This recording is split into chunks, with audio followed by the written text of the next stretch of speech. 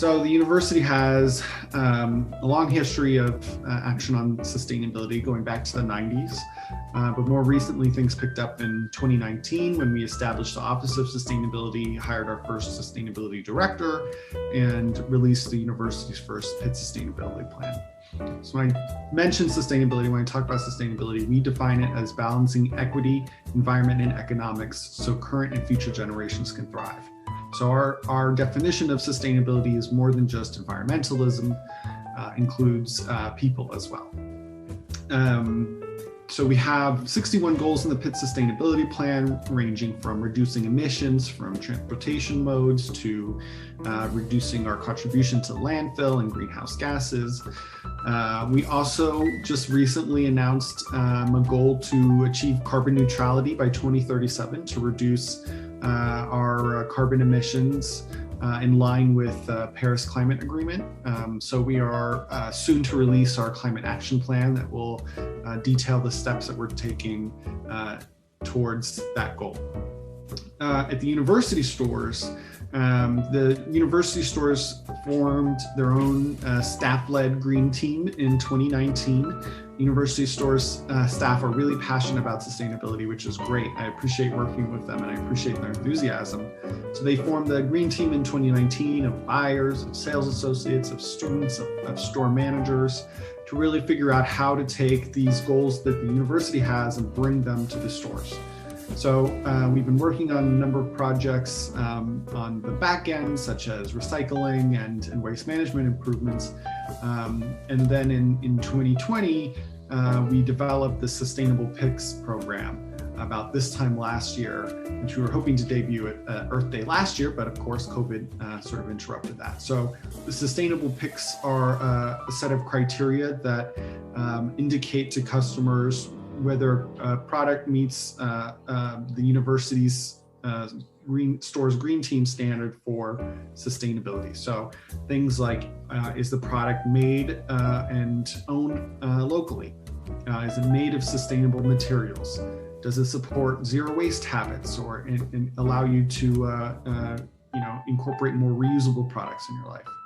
Is it made in a fair trade factory or a factory that pays living wages? Does the manufacturer have a recycling program for the product's end of life so that it doesn't end up at landfill and can continue to, those materials can continue to be used?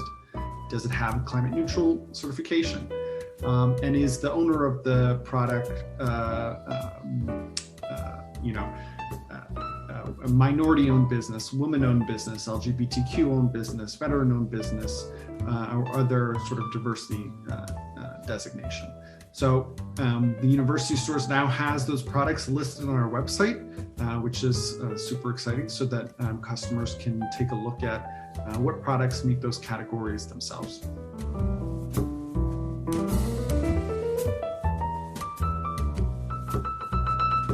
If Hanes goes through 60 million plastic bottles a year, you can pretty much guess that plastic bottles are an abundant resource. So we are sourced out of Vietnam. We have factory inspections, we have healthcare inspections, we have workers' rights inspections, we have every kind of documentation that you can imagine that goes into being a globally distributed brand.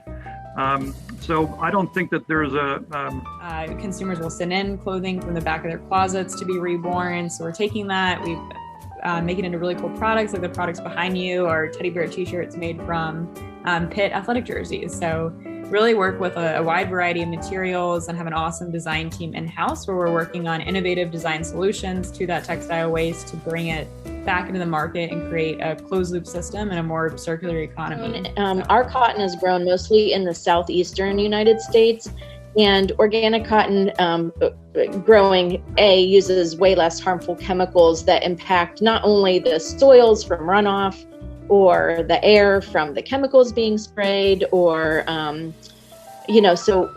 just it's a less of an environmental impact totally. And then it also uses less water because in the southeastern United States, because they use more irrigation than pumping water to water the cotton and things like that. So, and even just keeping away from the contaminants, that are used to grow cotton help with even allergies and things that are not able to be washed from the cotton before they make the garments.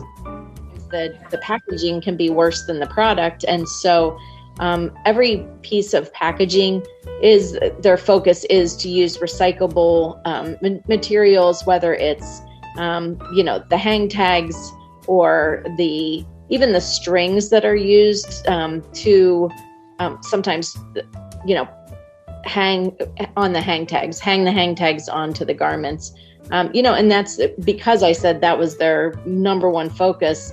It's been able to have them be innovative in their packaging processes.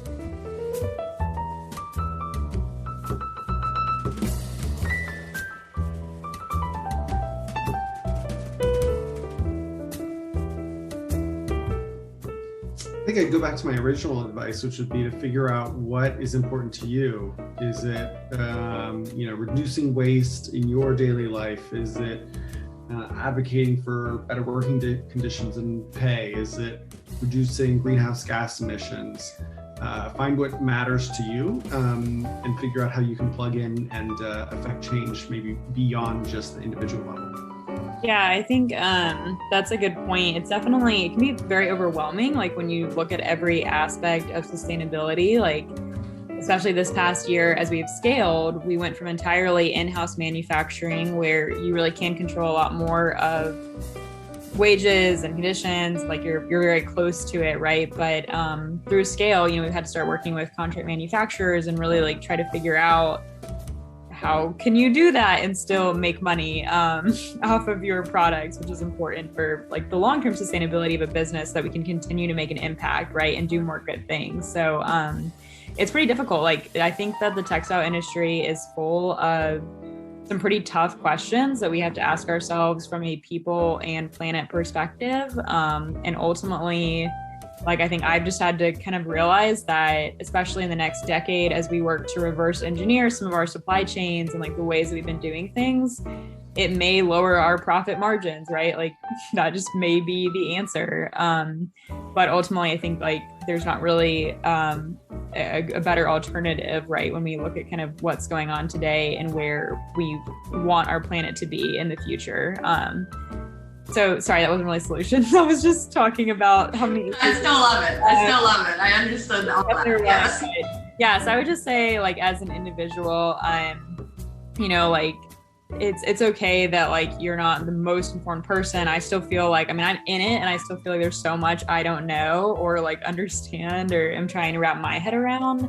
But definitely to that, like small, even the smallest things of like thinking about where you're taking your clothing, if it is a Goodwill, like where is that going and are you really sorting through it? Even thinking about buying less. Like I know we shouldn't be saying that necessarily as brands, but I know we're like,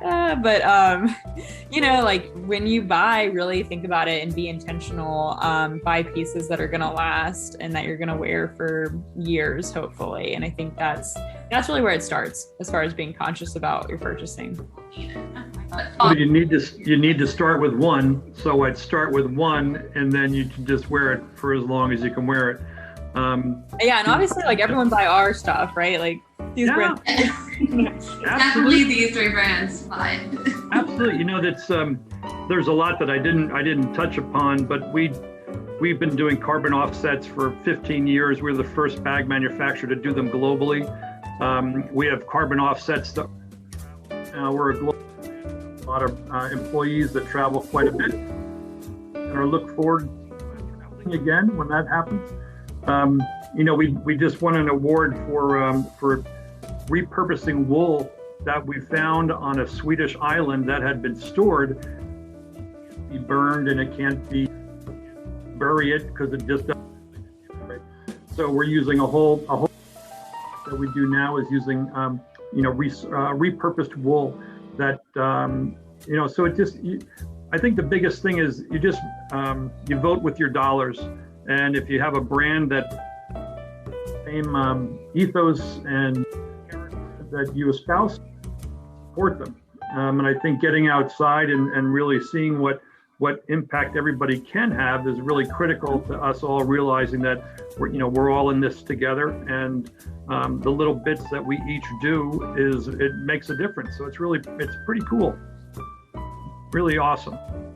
Yeah, I think as individuals, we all look at our footprint that we're leaving, and I think most people do try to strive to have a positive footprint.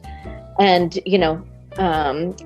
I think once we sort of achieve that for our own selves, we also need to look at things that go beyond our own lives. So that is also supporting companies who also believe the same thing, because companies, nationally, globally, have a way bigger imprint. So by making sure, like Bob said, voting with your dollars, or letting your voice be heard, or giving feedback to companies to be more environmentally responsible is huge, because they do listen.